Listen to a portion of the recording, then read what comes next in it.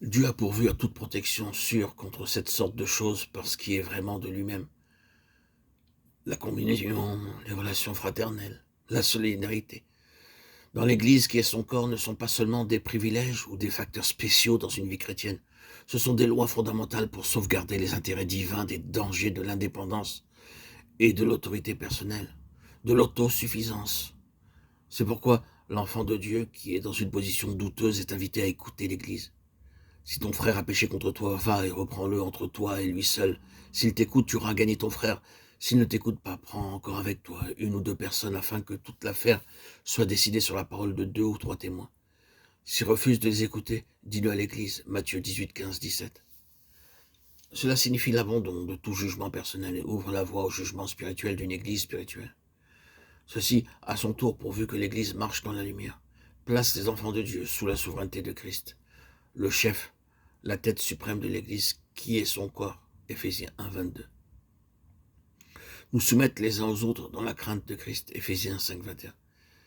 C'est quelque chose qui sape toute base sous les pieds de Satan. Selon ce principe, le Saint-Esprit n'a jamais fait d'un individu le seul responsable d'une Église. Des anciens, et non pas un ancien, étaient choisis dans chaque ville et dans chaque Église.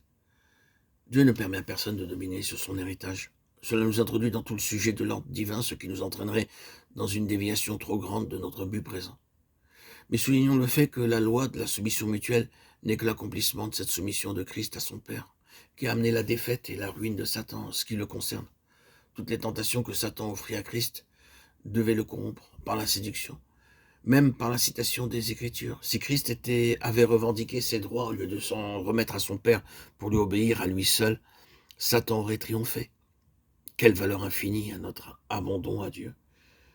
Quel modèle a été Christ, notre Seigneur, notre Sauveur et Rédempteur, que nous devons suivre attentivement dans toutes ses pérégrinations, dans toutes ses paroles, dans toutes ses attitudes. Il y a leçon, il y a enseignement. Dans tout ce que nous avons dit, nous sommes restés surtout du côté positif. L'âme peut être passive, mais ce n'est là qu'une autre forme de la vie de l'âme. Il y a la faible passivité de l'âme qui permet à Satan de jouer simplement et facilement avec ceux qui sont en cause, ou qui signifie que, puisqu'ils sont entièrement négatifs, ils n'ont aucune valeur et que tôt ou tard ils pourront les dépouiller de leur simple état de confiance en leur donnant un complexe d'infériorité. D'autre part, il y a cette passivité plus positive, si nous pouvons associer ces deux termes. C'est celle qui rend délibérément la pensée et la volonté négative, de sorte qu'un état de médium se crée.